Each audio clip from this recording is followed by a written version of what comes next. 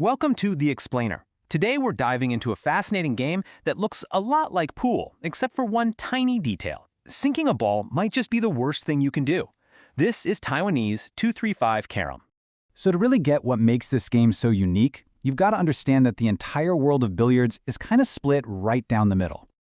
You see, on one side, you've got all the games where the whole point is to knock balls into pockets. And on the other side, you have games where you're not trying to sink anything at all. You're just trying to hit other balls. And this table really lays it all out. You've got pocket billiards, think 9-ball, which is all about aim and potting. Then you have carom billiards, like 3-cushion, which is a game of pure geometry played on a table with no pockets whatsoever. Honestly, they're like two totally different sports that just happen to use a cue stick. This is where it gets really interesting. What happens when you smash those two worlds together?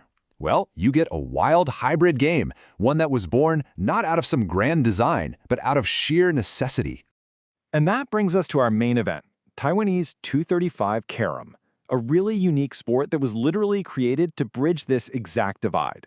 So this game is the answer to that big question we asked at the start. It is a carom game, a game about hitting balls, but you play it on a regular old pocket table. Pretty cool, right?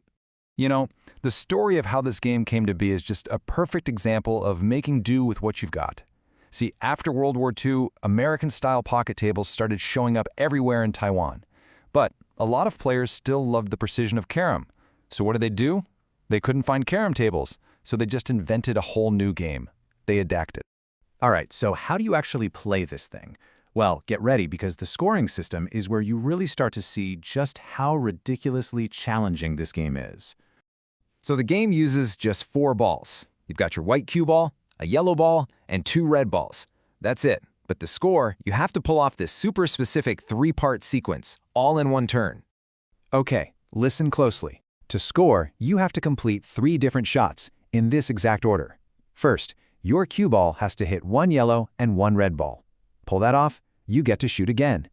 For your second shot, you have to hit the 2 red balls. If you do that, you get a third shot, where you have to hit all 3 object balls.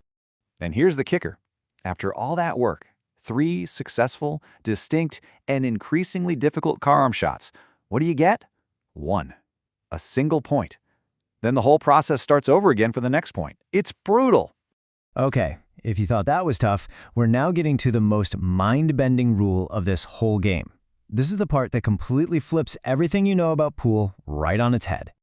Yeah, you heard me right. In this game, those 6 holes that the table was literally built for, you have to avoid them. The pockets are your enemy. Now, sinking a ball isn't technically a foul, but trust me, it's so much worse.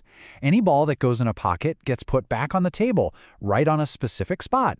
That means all the hard work you just did to get the balls perfectly placed for your next shot, it's just gone. Your entire setup is destroyed in an instant.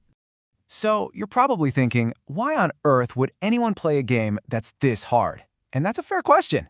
The answer is that it's maybe one of the best training tools ever invented. There's this great quote from a billiards commentator who said that scoring just 1 point in this game takes about as much skill as running an entire rack in 9-ball.